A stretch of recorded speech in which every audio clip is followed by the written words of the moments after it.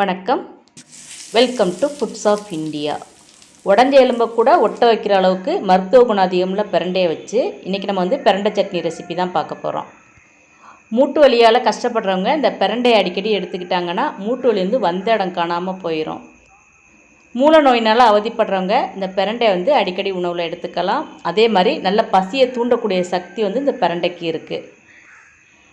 இன்றைக்கி நம்ம இந்த பிரண்டையை வச்சு இட்லி தோசைக்கும் எடுத்துக்கிற மாதிரியும் அதே சமயத்தில் சாதத்தோடு கலந்து சாப்பிட்ற மாதிரியும் ஒரு சூப்பரான சட்னி ரெசிபி பார்க்கலாம். இந்த சட்னி ரெடி பண்ணுறதுக்கு இன்றைக்கி நான் நம்ம கார்டன்லேருந்து நல்லா இளந்தண்டாக பிரண்டையை பறித்து எடுத்துகிட்டு வந்திருக்கேன்.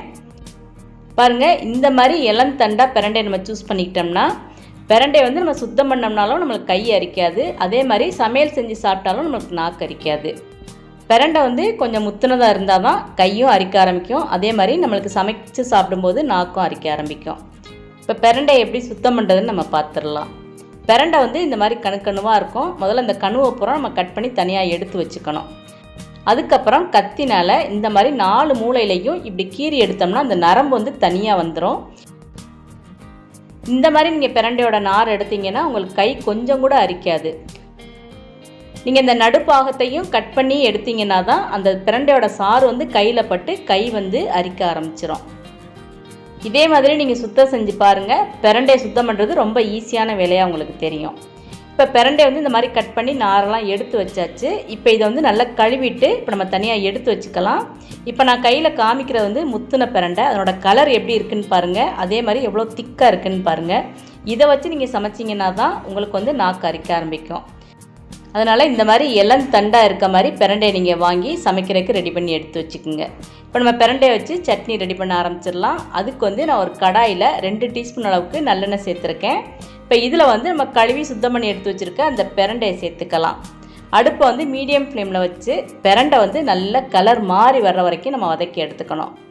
பிரண்டை எந்த அளவுக்கு நல்லா வதங்கி வருதோ அந்த அளவுக்கு நல்ல டேஸ்ட்டாகவும் இருக்கும். நம்மளுக்கு நாக்கு அரிக்கவும் அரிக்காது.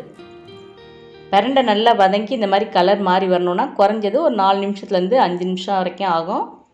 பிரண்டையை நம்ம வதக்கி எடுத்துட்டோம்னா அப்புறம் சட்னி ரெடி பண்ணுறது ரொம்ப ஈஸியான வேலை தான். பாருங்கள், பிரண்டை நல்ல கலர் மாறி வந்துருச்சு. இப்போ நம்ம தனியாக எடுத்து வச்சிடலாம். அடுத்து சட்னி ரெடி பண்ணுறதுக்கு இதே கடாயும் யூஸ் பண்ணிக்கலாம். நான் இன்னொரு கடாய் எடுத்திருக்கேன். இப்போ அதில் 2 டீஸ்பூன் அளவுக்கு நல்லெண்ணெய் சேர்த்துக்கலாம். இப்போ எண்ணெய் நல்லா சூடானதுக்கப்புறம் நான் 2 டேபிள் ஸ்பூன் உளுந்தம்பருப்பு சேர்த்துருக்கேன். 1 டேபிள் ஸ்பூன் கடலைப்பருப்பு சேர்த்துருக்கேன். இப்போ அடுப்பை மீடியம் ஃப்ளேமில் வச்சு இந்த 2 பருப்பும் நல்ல பொன்னிறமாக வர்ற வரைக்கும் நம்ம வறுத்து எடுத்துக்கலாம். பாருங்கள், உளுந்தம்பருப்பும் கடலைப்பருப்பும் இந்த கொஞ்சமாக கலர் மாற ஆரம்பிக்கும் போது நம்ம அடுப்பை சிம்மில் வச்சிடணும். இப்போ மிளகாவத்தல் நம்ம சேர்த்துக்கலாம். நான் 7 மிளகாவத்தல் சேர்த்துருக்கேன். அதில் 4 காஷ்மீர் மிளகாயும் 3 ஆர்டினரி மிளகாயும் சேர்த்துருக்கேன். நீங்கள் முழுசாகவே 7 ஆர்டினரி மிளகாய் கூட சேர்த்துக்கலாம். மிளகாவத்தல் சேர்த்து ஒரு 30 செகண்ட் மட்டும் எண்ணெயில் வறுத்தா போதும். இப்போ இது கூட நம்ம கொஞ்சமாக கருவேப்பிலை சேர்த்துக்கலாம். இப்போ கருவேப்பிலை எண்ணெயில் வச்சு ஒரு கிளறிட்டு உடனே நம்ம சின்ன துண்டு இஞ்சியும் ஒரு 5 பல் பூண்டை சேர்த்துக்கலாம். நான் பூண்டு பெரிய பல் பூண்டுங்கிறனால இந்த மாதிரி கட் பண்ணி சேர்த்துருக்கேன். 10 சின்ன வெங்காயம் சேர்த்துக்கலாம். அப்புறம் அந்த சட்னிக்கு தேவையான அளவு உப்பு நம்ம சேர்த்துப்போம். இப்போ இது கூட அரை நெல்லிக்காய் சைஸுக்கு புளி நம்ம சேர்த்துக்கலாம். இப்போ இது எல்லாம் சேர்த்ததுக்கப்புறம் நம்ம அடுப்பை மீடியம் ஃப்ளேமில் வச்சு இப்போ இதை வதக்கி எடுத்துக்கலாம். சின்ன வெங்காயம் சேர்த்து ரொம்ப நேரம்லாம் வதக்கணுங்கிற தேவையெல்லாம் கிடையாது.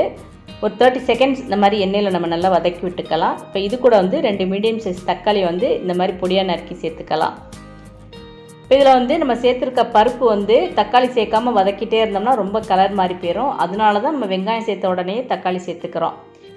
இப்போ வெங்காயம் நல்லா வதங்கி தக்காளி நல்லா மசிஞ்சு வர்ற வரைக்கும் இதை நம்ம வதக்கி விட்டுட்டே இருக்கணும். அடுப்பு அதே மீடியம் ஃப்ளேமில் வச்சு நம்ம வதக்கி எடுத்துக்கலாம். பாருங்கள், தக்காளியும் வெங்காயமும் நல்லா வதங்கி வந்துருச்சு. இந்த டைம் நம்ம வதக்கி எடுத்து வச்சுருக்க இந்த பிரண்டையை சேர்த்துக்கலாம். இப்போ இது கூட சட்னிக்கு தேவையான அளவு தேங்காய் சேர்த்துக்கணும். நான் அரை மூடி தேங்காய் இந்த மாதிரி பொடி பொடியாக கட் பண்ணி வச்சுருக்கேன். இப்போ அதையும் அதில் சேர்த்து விட்டுக்கலாம். தேங்காய் சேர்த்து 1 நிமிஷம் வதக்கி விட்டால் போதும். இந்த பிரண்டை சட்னிக்கு நம்ம கொத்தமல்லி புதினா இதெல்லாம் நம்ம சேர்க்கக்கூடாது. அது சேர்த்தோம்னா அதனோட வாசம் தான் அதிகமாக இருக்குமே தவிர பிரண்டையோட வாசம் நம்மளுக்கு தெரியாது. இப்போ அடுப்பை ஆஃப் பண்ணிவிட்டு இதை நம்ம நல்லா ஆற விட்டுக்கலாம். இப்போ நல்லா ஆறிடுச்சு. இப்போ நம்ம ஒரு மிக்ஸி ஜாரில் சேர்த்து இதை அரைச்சி எடுத்துக்கலாம். இப்போ நீங்கள் இதை வெறும் சாதத்துக்கு மட்டும்தான் கலந்து சாப்பிட போகிறீங்க அப்படின்னா இது கூட தண்ணி கூட சேர்க்க தேவையில்லை, அப்படியே அரைச்சி எடுத்துக்கலாம். இப்போ நம்ம இட்லி தோசைக்கும் இதை சைட் டிஷ்ஷாக எடுத்துக்க போகிறோம். அதனால இது கூட அரைக்கிறதுக்கு கொஞ்சமாக தண்ணி சேர்த்து மீடியமாக அரைச்சி எடுத்துப்போம், ரொம்பலாம் நைஸாக அரைக்க வேண்டாம். இந்த மாதிரி நம்ம அரைச்சி எடுத்துக்கலாம். இப்போ அதுக்கப்புறம் இதை வந்து தாளித்து எடுத்துடலாம். அதுக்கு வந்து ஒரு கடாயில் 2 டீஸ்பூன் அளவுக்கு நம்ம நல்லெண்ணெய் சேர்த்துக்கணும். இப்போ எண்ணெய் நல்லா சூடானதுக்கப்புறம் 1/2 டீஸ்பூன் கடுகு, 1/2 டீஸ்பூன் உளுந்தம்பருப்பு சேர்த்துக்கணும். இப்போ கடுகு நல்லா இந்த மாதிரி பொரிஞ்சு வந்தோடனே 2 மிளகாத்தில் கிள்ளி சேர்த்து 1/4 டீஸ்பூன் அளவுக்கு பெருங்காயத்தூளும் சேர்த்துக்கலாம். இப்போ கொஞ்சமாக கறிவேப்பிலை சேர்த்துட்டு இப்போ அடுப்பை ஆஃப் பண்ணிடலாம். இப்போ தாளித்ததை நம்ம அரைச்சி எடுத்து வச்சுருக்க இந்த சட்னியில் சேர்த்துக்கலாம். அவ்வளோதான், கமகமன்னு பிரண்டை வாசத்தோட நம்மளோட பிரண்டை சட்னி வந்து ரெடி ஆயிடுச்சு. பிரண்டைக்கு வந்து நல்ல பசியை தூண்டக்கூடிய தன்மை இருக்கிறதுனால சாதாரணமாக 2 தோசை சாப்பிட்றவங்க கூட நல்ல பசி எடுத்து கூட 2 தோசை வந்து கேட்டு வாங்கி சாப்பிடுவாங்க. அதே மாதிரி செரிமானத்துக்கும் ரொம்ப நல்லது இந்த பிரண்டை. மூட்டு வலி, இடுப்பு வலி, அப்புறம் தசைப்பிடிப்பு இந்த மாதிரி அவஸ்தைப்படுறவங்க இந்த பிரண்டையை அடிக்கடி எடுத்துக்கிட்டிங்கன்னா அந்த வலியெல்லாம் காணாமல் போயிடும். இந்த பிரண்டை சட்னியை நீங்கள் 2 நாள் ஸ்டோர் பண்ணி வச்சுருந்து சாப்பிட்டா கூட டேஸ்ட் வந்து கொஞ்சம் கூட மாறாது. பிரண்டையை வச்சு எல்லா விதமான காய்கறி மாதிரியே விதவிதமாக சமைக்கலாம். நம்மளோட சேனல்லேருந்து பிரண்டை வச்சு பிரண்டை குழம்பு, அப்புறம் பிரண்டை துவையல் வீடியோலாம் அப்லோட் பண்ணியிருக்கோம். அந்த வீடியோட லிங்க்கெல்லாம் கீழே டிஸ்கிரிப்ஷனில் இருக்குது. இந்த மாதிரி ஆரோக்கியம் தரக்கூடிய உணவுகளை வச்சு நம்ம நிறைய வீடியோ அப்லோட் பண்ணியிருக்கோம். ஆரோக்கியமான உணவுகள்னு நம்ம சொன்னோம்னா குறிப்பிட்டு சொல்கிற மாதிரி சுண்டைக்காய், அப்புறம் அருகம்புல், சங்குப்பூ, செம்பருத்திப்பூ, தூதுவளை, பிரண்டை, கறிவேப்பிலை, அப்புறம் வாழைத்தண்டு, பதநீர் இந்த மாதிரி நம்ம சொல்லிகிட்டே போகலாம்.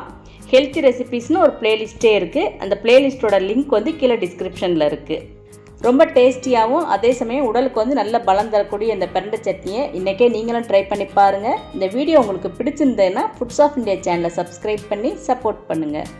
தேங்க்ஸ் ஃபார் வாட்சிங்.